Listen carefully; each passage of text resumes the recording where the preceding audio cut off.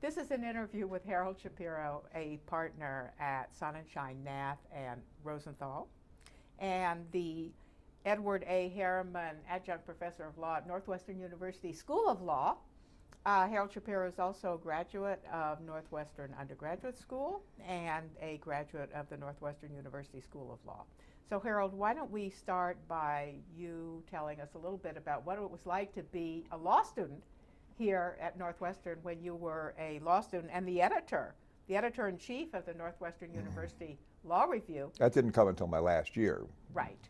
Right, and also what you've seen in terms of changes in the students and the faculty and the curriculum in the time that you've been teaching here. First of all, the school was smaller. Yeah. The building itself was a lot smaller.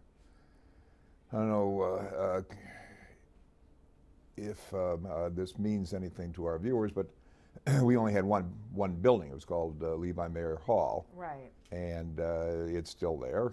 It is made of stone. And a wonderful old building. A wonderful old building. And I think that if we were to bring it up to code, it would cost about $30 million. Yeah. But it still is a wonderful old building. Wonderful old building. And very sturdy. Well, were all your classes in Lincoln Hall? Oh, yeah. Well, not in Lincoln Hall, but it was either Lincoln or Booth or Yes. Hoyne or Hurd.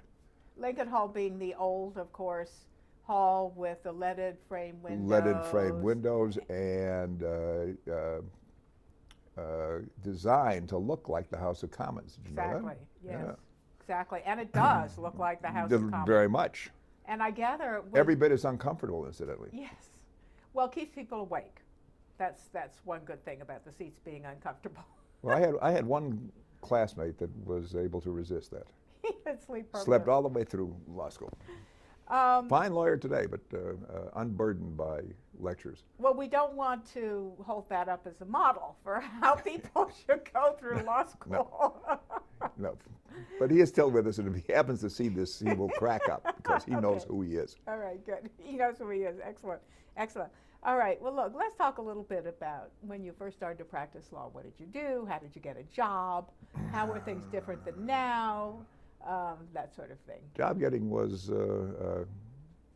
kind of interesting. First of all, today the law firms come to the law school and they interview. And as a matter of fact, most of the permanent hires are done from the summer class when the kids finish their second year. Right. So it's like a sort of proving ground, right? The kids, the students, they're no longer kids. They go and they work for the summer for the law firm. The law firm looks them over. They look the law firm over. If things go well, they get a job offer at the end. Correct. And today, that's the way it is today. That's the way it is today. And usually, the class that comes in as a consequence of the summer program is about the size that the law firm has planned for coming in the following year. So the places, yeah. Normally speaking, we're not hiring none of the firms are hiring any third-year people. They get it all out of the second-year class. You mean you're not hiring people when they graduate? No, you're hiring. Well, we're hiring those second-year kids when they graduate. Exactly. But nobody who has not been in our second-year program, normally speaking. Right. Well, every once in a while, yeah, there'll be an exception. Yeah. But it's a wonderful opportunity to look people over. Oh, it's terrific. And what do you look for when you're hiring a young lawyer? What kind of qualities do you look for? Well, recall now that I'm in a firm of 750 lawyers. So it is difficult for me to say what they all look for. But one thing is spark. There's I can't describe it, but I can recognize it when I see it. Mm-hmm. Sort of human quality. It's a human quality. It's I think most of the people that have it really, really like the law. Love the law. Yeah. Yeah. And because, of course, when students are interviewed, they all have good grades. They all did well on the SAT. They're all coming. Many of them are coming out of Northwestern Law School, I hope. Oh, yes. Yes, indeed. That's a big feeder of ours. So I don't know if you recognize it, but Northwestern Law School has about as good a student body as there is in the country. Oh, I'm very well aware of that. It has an excellent student body, and the students in my classes are outstanding and go on to do outstanding work. Taken by any objective standard, Yeah. the kids at our law school are among the 5 or 6 best student bodies in the country. Yes. And my guess is they are the happiest. Well, I hope that's the case. It's true. This is it's a kind of a it always has been a kind of a nurturing place. Well, what about when you were a law student in comparison to the students now? Well, for one thing, it was a lot cheaper. It was $300 a semester. We had our 50th reunion a couple of years ago, and my class became aware of the fact that we were reuniting because a number of my classmates invaded my class when I was teaching. They added something to the atmosphere, not much the teaching. But the next week when I got back, they wanted to know what we had talked about. And I mentioned that the first thing that we did, we had a luncheon. And Dean Van Zandt and my classmate, my beloved classmate, Dawn Clark-Netsch, made a speech taking us down memory lane. And one of the things that she mentioned was that tuition was $300 a semester, $600 a year. The kids went berserk. Do you realize that it is $35,000 a year? Blah, blah, blah, blah, blah, blah, blah. Right. So then we started doing the mathematics with regard to starting salaries. Yes. Starting salaries back then was $4,500 a year. Exactly. Starting salaries now are $125,000 or $130,000 a year. Right. But if you do in the private firms. In the private firms. People who go and clerk or work in public interest make a lot less. They do. But I was giving you the figure for the private firms at $4,500. Right. If you do the arithmetic, they're still owed money because they come out with debts of $105,000, and given that, they should be making more. I am not advocating that. Firms are not going to violently alter what they're paying the kids. No, they aren't. But let's talk about what the substance of what lawyers do, because that's changed a lot too. Well, when you first got out of law school, what did you do? What they have you do? Everything. Okay, like what?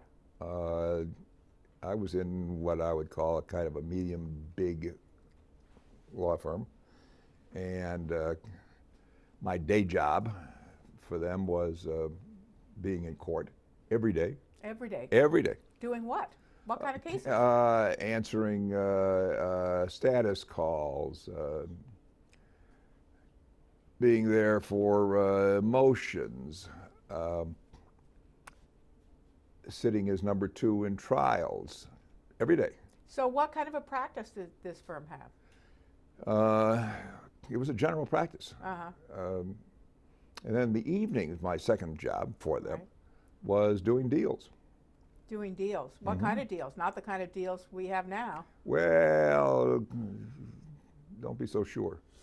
The earliest venture capitalist in the United States was Allstate Insurance Company. Yes. Our beloved client. They were a client of yours. Beloved client of ours. Yeah. And they were doing 2 and 3 deals a week. A week? Yeah. What kind of deals? I'm not kidding you. But that was at a time when the state, you didn't have a national insurance industry, right? So weren't they limited? No. We were, this is Allstate, and Allstate was national. It was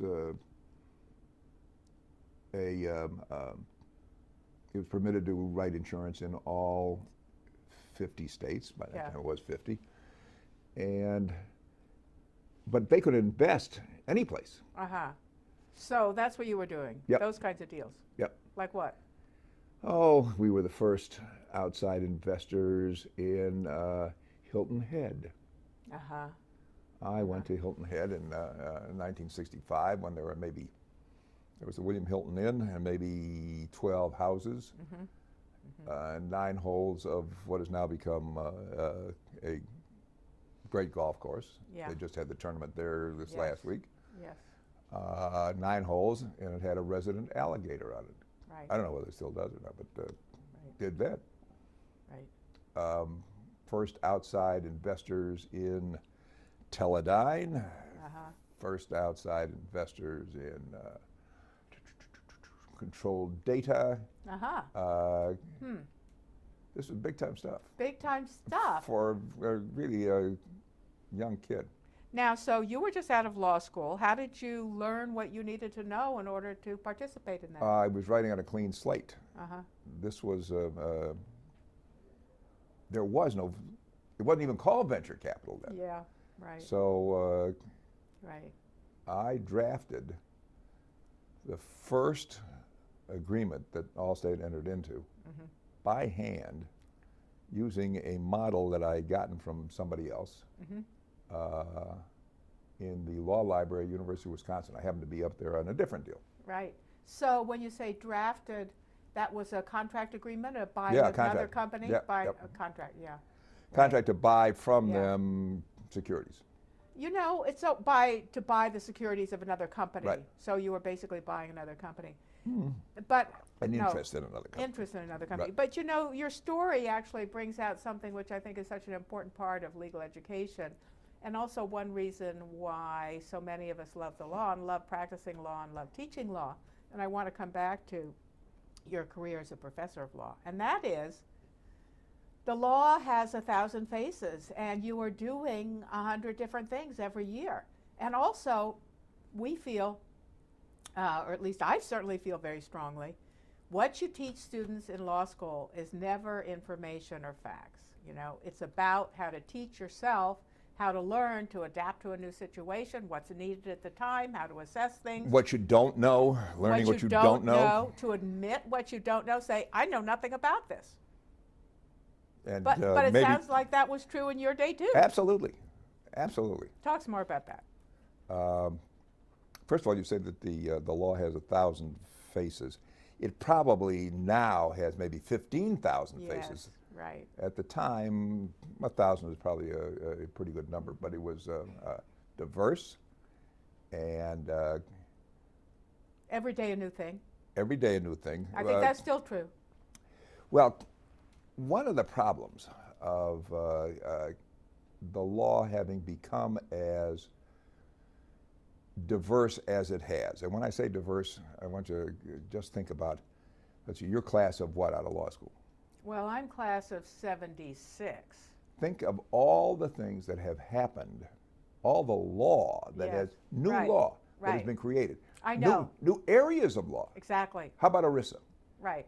ERISA came into being just about when you were getting out of law That's school. right.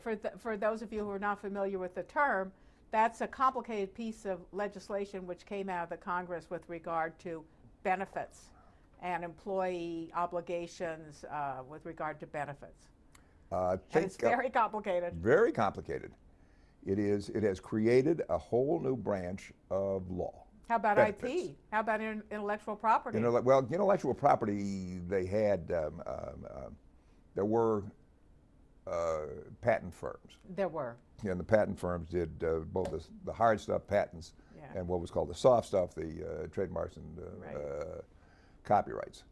Now, what everybody thought was impossible, big firms having patent groups, commonplace. Right. We have an intellectual property group that's almost 100 lawyers It's a lot of lawyers. from a standing start. Right.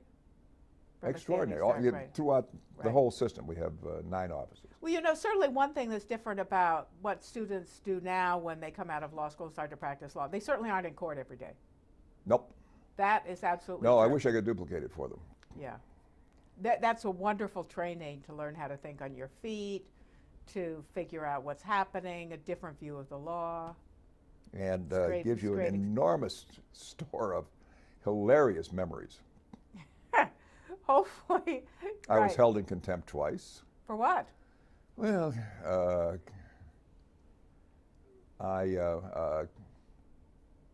we allowed to be totally frank in this? Why not? We could always edit it out. The judge, this was in circuit court, had held against me on a ridiculous basis. And I whispered to opposing counsel, "What an asshole." Oh, no. He had a lot. We'll edit this out. He had a lot better hearing than, Oh, no. than I thought he had. So that we What can a keep the- blankety blank blank. Yeah, maybe we could Say that. keep the spirit of that. Right. I whispered to my opposing counsel, what a blank blank blank. Say that. Okay. What I whispered to my opposing counsel, what a blank blank he was. And he had, the judge had a lot better hearing than I thought Oh, no. he did. And he had me sitting there preparatory to going down into the basement where they had holding cells. Oh, my. When fortunately I was still, I don't know, a couple of years out of law school, still an associate. And fortunately one of the partners came by and rescued me. Well, that was good. That was good. That took you out of the whole, did they actually take you down to the holding cell? No, That might have- no, never got down That might have been quite unpleasant. there. Yes, I might What was the have had second even time? more amusing stories. Yes, what was the second one, or not so amusing? We were in a case involving a building on Michigan Boulevard, still there, where they were trying to evict a tenant for really quite good reasons. And the secretary of the corporation, who was going to have to testify with regard to the non-payment of rent, et cetera, was very, very reluctant to testify. I had no idea why. I thought it was stage fright. And we were before the judge making some sort of argument on a motion, I think a motion to dismiss. And the judge held for us. Then on the way out, Yeah, as you know, when the judge holds for you, you fold up your papers and get out of there. right. On the way out, he said, "Mr. Shapiro," and I came over there, and he said, "If you ever do that again, I'm going to hold you in contempt." I said, "What did I do?" Yeah, right. He said, "You know what you did." I said, "What did I do?" He said, "You tried to, I think he said reach, but he may have said bribe." Bribe? Yes, me and my clerk. I said, "I did?" "Well, no, it was Miss So-and-so, the secretary of the corporation. She was so anxious not to testify that she Really? tried to make it worthwhile for the judge." And the turns out You're the kidding. reason didn't become obvious until She actually tried to bribe yeah, you? Oh, yeah, my. yeah. This is your client secretary? Yeah. Uh-oh. We got the judge straightened out fairly quickly that we had nothing whatever to do with it. Right. And the reason why she was so anxious not to testify was that she had been embezzling from Oh, no. from her employer all this So time. there was good reason. Yeah, When did that come out? about a year and a half after, a year or 2 years afterwards. So then probably you had to defend her, no? No, No.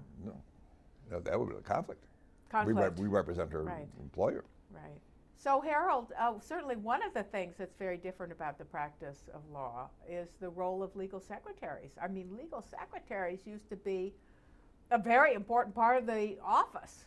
Tell us about that. First of all, they were very powerful people. In every respect. I mean, physically powerful. This was the era before electric-powered typewriters. So Exactly. they would have to type manually,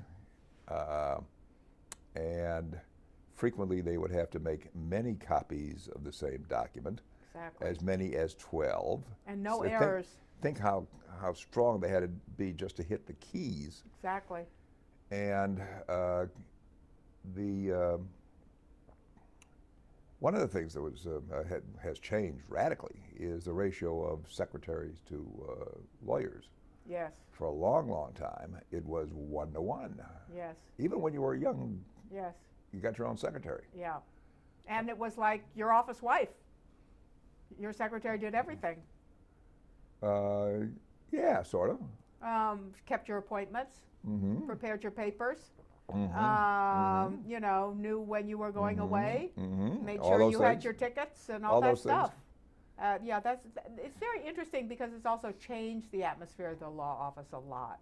I mean, when I was first practicing law in the mid-'70s, I think the courts were still not accepting Xerox copies. You had to file carbons. As I recall it, in Illinois, you could make copies, but remember that this was before the copy machine. And before the computer, There of was course. the first copy machine was a 3M machine. Yeah. It's called a thermofax, and it would do one copy at a Right. time, rather slowly. And Rather slowly is right. you had to insert the paper that you wanted Yeah. copied, Yeah. and it would kind of burn a copy, and out of Yeah. it the copy would come, Right. and then you'd insert it again. Mimeograph. Remember mimeograph? Oh, sure. Mimeograph was with us for quite some time. But the thermofax would, every once in a while, eat up the thing that it was copying. I don't know if you remember that, but that was a great tragedy. Yes. By eat it up, I mean it kind of burn it. Yeah. All right, so then the big technological change was the Xerox. Yeah. Xerox was, that eased things a great deal. Electric typewriter eased things a Huge. great deal. Huge. And now, of course, the The computer. computer and electronic filings. Anyway, it is commonplace for a lawyer now to share his secretary with two other people, At least. 3 other people. Yes. Yes. And also we have this whole range of people who didn't exist before. Legal assistants, Right? paralegals, Paralegals. you know, different ranks of summer interns, you know, people. Yeah, they didn't have the summer program Yeah. when I was in law school. They started, you know who started? Who? What the hell was his name? Covington and Burling. Oh yeah. First, Cheap labor, right? yeah, it was kind of cheap labor. I mean, that's why they did it, right? Yeah, but it was done for the same reason that it's done now, to get a leg up Get a look at. and look at. Yeah. And the way they did it, very smart. They went to the top 10 law schools in the United States, wrote a letter to the dean, and said, "Send us a very good student." And for the summer, it was the summer of 1951. Yeah. And the dean asked me to do it. To pick somebody. Or pick a couple of No, people. he picked me. Oh, picked you. So Yeah. you went. No. Right after that, I became editor-in-chief Of the law review. of the Law Review, and couldn't go because editors-in-chief really did work in those days. Yeah, they had to stay the whole summer and work Oh, on yeah. the magazine, right? Yeah. So I went back to the dean and suggested Dawn. Oh, is that right? Yes, Oh, very yes. good. One of the many jobs that I've gotten, Dawn Clark Netsch. Very good. She talks about that in her interview, actually. But you know, this is another really interesting point, and I want you to reflect on this a little bit too. You know, the change in the way the journals operated, the change in the way the physical work that was required to get them published, and also how publication and working on that journal and that journal article was considered so important as training for young lawyers because, of course, if you were practicing before some of the federal courts and the United States Supreme Court, you had to publish your brief. So correct me if I'm wrong, but the idea was working on the journal was training for a very important practice. And that's kind of gone now. That aspect of it has gone. The publication part is gone, although the training is still there, but it's different. So talk about that. In our time, first of all, it was a board of the top 10% of the class was asked to write for the review. In order to become a member of the editorial board, you had to have 2 publishable articles. 2? 2. That's pretty good. And so that there was a fair amount of production from the student body. But it took a while before you became a member of the board. The board itself ran not only the what was then called the Illinois Law Review, now called Northwestern University Law Review, but also the Journal of Criminal Law and Criminology, and the Journal of Air Law. Oh, right. One board. Right. So we were responsible for editing the learned pieces that were contributed by academics, and also we were responsible for publishing a bunch of student stuff. Yes. What we shot for the review, law review, was 8 student pieces per issue. Wow. That's a lot. And it is a lot, given the fact that it's a small board. It was only about 20 of us, and we got close every time. Good. And we were sure that the reason for the review was to teach people how to write learned pieces, because that's what they were going to do when they got out if they had really good jobs. And I think it worked.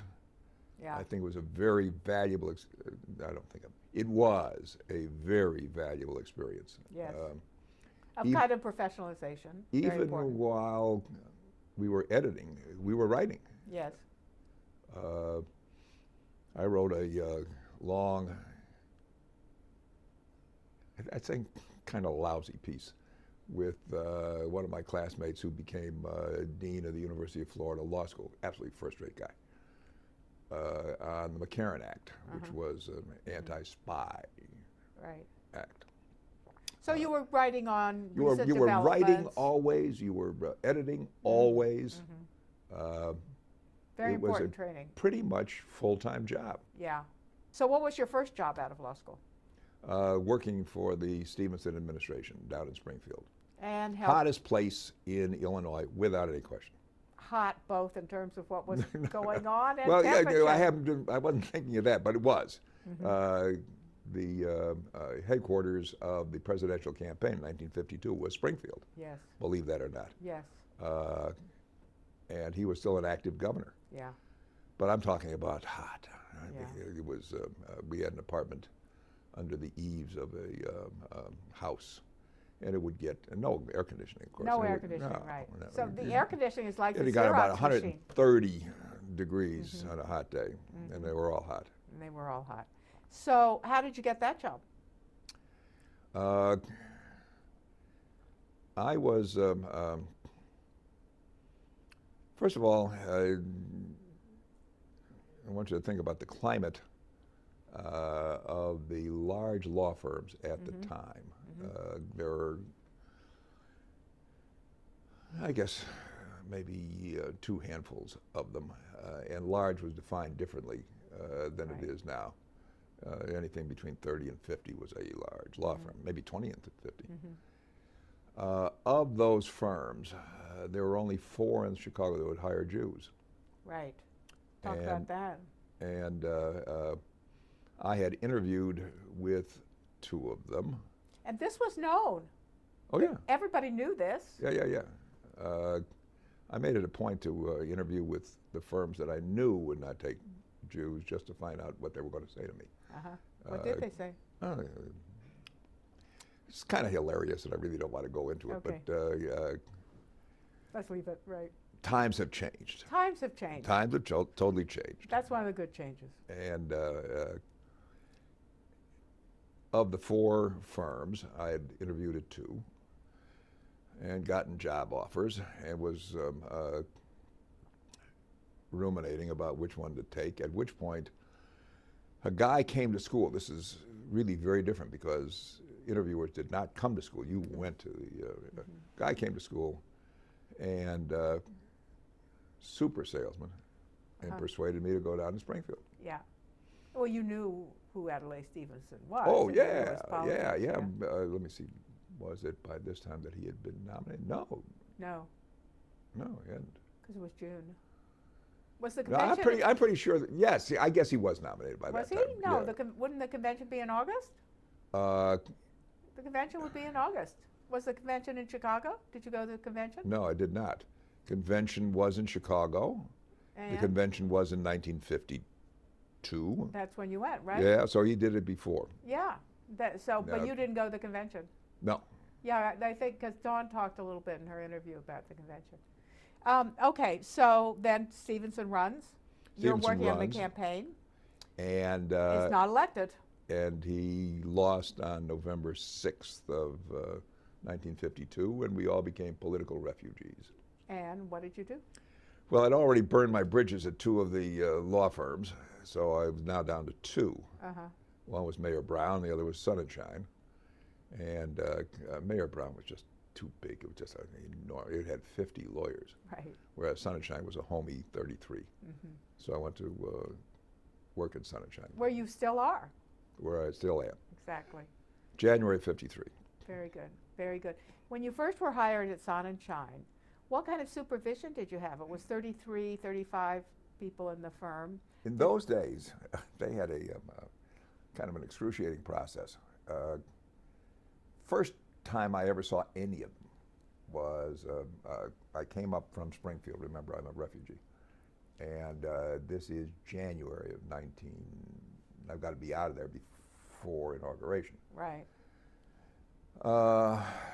January of 1953, or Three. maybe December 52. 52. And I was met at the Ravinia station Uh-huh. by a youngish partner, a guy named Bernie Nath, whose name is now in the firm, and taken to the house of the senior partner, Uh-huh. at which all the partners were there. My goodness. There were 13 of them, and I sat here, and they sat here. Oh my goodness, that was pretty intimidating. And I was pretty cocky. It didn't. I really was. They'd shoot questions at you, Uh-huh. and then they get into arguments with each other as to the propriety of the questions. One of them asked me about my political, which was a stupid question because I'd just gotten out of the Stevenson Exactly. administration, and Right. that sparked Debate. a debate as to the propriety of asking somebody about it. Anyhow, it was. I learned that the job was to be working for David Levinson, who was then the. We didn't have such a thing as chairman or managing partner, but he ran the firm, Uh-huh. and he was miserable and cantankerous, smarter than hell. University of Chicago class in 1912, which is a very good class there. Yeah. And one of his classmates was Jerome Frank, Uh-huh. and I was supposed to work for him. I was warned Uh-huh. that this guy was impossible, Uh-huh. and Actually sounds like he was a great guy to work for. sensational. Yeah. There was Those are the best. Those irascible ones. there was a time, well, someplace along the line, I decided that someday he was going to say, "Harold, this is good." And I would say, "This is good?" "Yes, this is good." I said, "Well, you can roll this up in a tight cylinder and you know where to stick it." Right. But I never got around to saying that because I got very, very fond of the guy. Yeah. I tamed him. Yeah. He turned into a nifty guy. Yeah. We worked together for years. Yeah. So that was a real privilege to work with him. It truly was. Not at the beginning, but truly was Sure. a privilege. Well, often one has to earn one's spurs, as they say.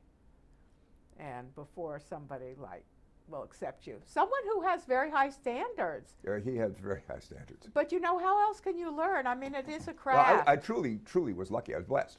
Yeah, how else can you learn? You learn to do something complicated and subtle by watching and working with someone who is accomplished at that thing. Whether it's playing the piano or practicing law or being a politician and running for office. I mean, these are not simple tasks. No, they're not. And the relationship between him and I had a kind of a sea change. And we were doing a reply brief in a really very important movie antitrust case. And we had drafted the reply brief. It was 125 pages long. And the rule of court was that it had to be 75 pages long. Ouch. And we had petitioned for leave to file a 125-page brief. Right. The night before it was due, the Court of Appeals ruled no. Couldn't have those pages. Night before. Ooh, awful. You know, remember you printed, well, you still do, you printed briefs, Yeah. so you were working at the printer all the time. Anyhow, he came in with this order and said, what are we going to do? What are we going to do? I said, there's no we here. Either you do it or I do it, but I'm not going to do it together with you. So if you want to stay and do it, stay. Otherwise, go home. Why did you say that? Because it would have been impossible to get it done overnight with the two of us doing it. Because you would have been squabbling. Yeah, this should go in, this should not go in. Right. So you. So he ruminated a bit about that, and he decided he was going to catch his usual train, which I was pretty sure he was going to do anyway. And I cut it down to 72 pages, an infinitely better brief. Yeah. So that was like a watershed. Yeah. After that, he trusted you. Yeah. Yeah.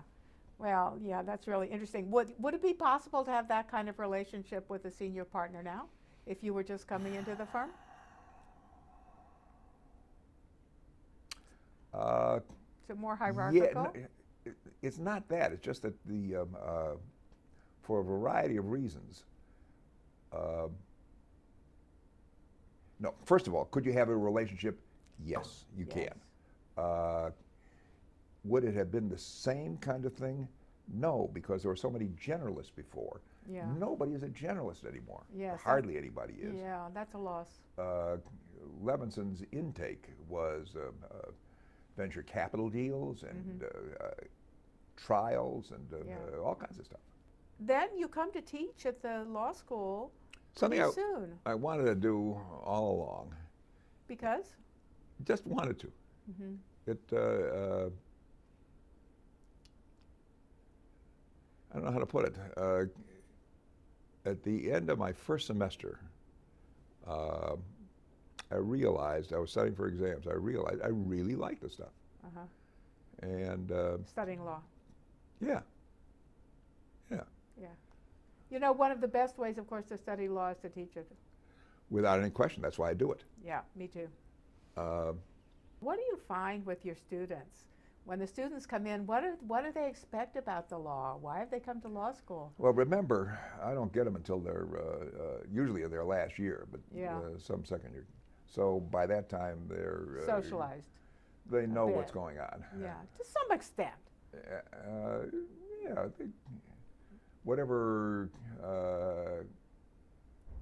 odd expectations they had, they've learned maybe yes, maybe no. They've worked. They've worked. And they have worked. And of course, we admit students after they've worked, which is really an important thing, Yeah, I think. we do. Yeah.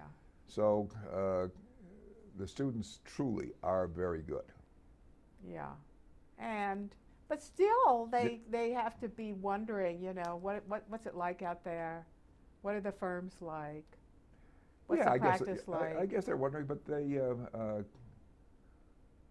don't ask me that question. You know, I'm struck by the fact so many students say, okay, I'm going to go work in a big firm for 5 years and pay off my debt, and then I'm going to go and do something else. I did the same thing. I didn't have a debt. Yeah. But at the end of my first day at Sonnenschein, I came home. They had put me in an office on an air shaft. The air shaft was about 18 inches from the building next door. And I came home and told my wife that I was going to stay there for 18 months. I was going to learn everything they had to teach me, and then I was out of there. Right. Um, The air shaft sounds like it was Oh, not yeah. good. Anyway, it didn't work that way. Didn't work that way, exactly. Well, you've been there a lot more than 18 months. Yep. In terms of the courses you teach and how you select them, how do you decide what you're going to teach on? Right now I'm teaching 2 courses. Both of them I selected. Conflicts, because it was my absolute favorite course in the curriculum. And you ask most law students, and it's theirs too. It is a darling course. Yeah. And then Substantively very interesting. substantively very interesting and Complex. and challenging, and more challenging now than when I took it, Yeah. because there are a lot more theories of choice of law than there used to be. And there's a whole new international component. There's which a you whole also new teach. international component that we didn't pay much attention Yeah. to in those days. And then in the spring semester, it's international litigation and arbitration, which is a kind of natural progression from conflicts. Yeah. And it deals with the American law of international litigation. Certainly one of the changes which must be very apparent to you, and which perhaps you care to reflect on a little bit, is that, you know, the way people practiced law and studied law was much more regional, much more state-bound, national-bound when you first started practicing and were in law school than now, when, because of technology, the world is literally at people's fingertips. Well, there's also been a change in, I won't say the law, but the rules with regard to how lawyers and how law firms can practice in those days when the great class of 1952 graduated. The law firms were pretty much confined to wherever they were. Physically. Physically. If you were a Chicago law firm, Yeah. you could practice in Illinois, but there were some real difficulties about practicing in other places. Yeah. That, of course, changed. And but the concept of the national law firm, there was no such thing. Yes. That has made life a lot more interesting. A lot more fun, yeah. A lot more fun. We made the leap, and it was a leap, later than many other law firms. We were, for a while, the largest firm under one roof. Oh, is that right? Yeah. Mm-hmm. And So what kind of pushed you over the edge to make that leap? it was kind of, you remember Willie Sutton, the bank robber? Yes. And Willie Sutton was once asked, why do you rob banks? And he said, that's where the money is. We opened up in New York, and the reason was not that's where the money is, although the money is there, a lot of it, but that's where the lawyers were. Yeah. We had come to the conclusion at some point that all the great lawyers in the United States were not going to come to Chicago, no matter how attractive Chicago was. And if you were going to get great lawyers, you had to go where they were. And that's why we opened up in New York. Yeah. And now do you also have... that worked so well Yeah. that we opened up in D.C. the next year, and San Francisco the year after that, and Los Angeles 18 months after that. And And you were out there, yeah, basically. yeah. Do you have overseas offices? Did. Uh-huh. Paris, No. London? London. London. We had a London office. It was a great idea. We didn't carry it out correctly. Well, But we may be back. you know, another thing that that story points out is the sort of declining importance of the state bars and the Bar Association and the control over the entry of law by the bar exam. I mean, we all know everyone studies for the bar and has to pass the bar, but you know, it used to be such a complete barrier, and now of course you still have to pass the bar. You have to pass a bar. You have to pass a bar, but you know, with the fluidity of lawyers, it just is.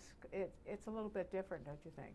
Well, you still have to have passed a bar in the place where you are going to court. Mm-hmm. You can episodically go to a court in New Jersey and get admitted for that purpose only. Right, right. But if you're going to be there, if you're going to be in court frequently, you have to be a member of the bar. For a long time, and still today, there are a lot of states that say that if you have practiced in your state for 5 years, you could enter and become a member of our bar. Illinois and New York are two examples. California, you can't, and the Sun Florida, states you can't. can't. Right. Yeah, exactly. Well, but let's go back and just finish up again with a couple of thoughts on the law's 15,000 faces. And the law has 15,000 faces, as you were saying before, especially now, in the way people practice law. I mean, you can be in court one day and writing something the next day. In those days, easily. Mm-hmm. These days, more difficult. For one thing, students come out of law school reasonably certain as to what they want to do. Yeah, but they're often changing their minds. They probably should be changing their minds, should but be. It kind of argues for not being so damn sure in the first place. Absolutely. Because I thought that I wanted, literally true, I thought I wanted to be a tax lawyer. Uh-huh. You've probably And done I some tax. I suppose I could. Mm-hmm. I worked on tax problems along with everything else when I was a kid. But along the line, a lot of other things came along that I found a lot more interesting. Exactly. And of course, the wonderful thing about the profession is you can act on that. Yeah.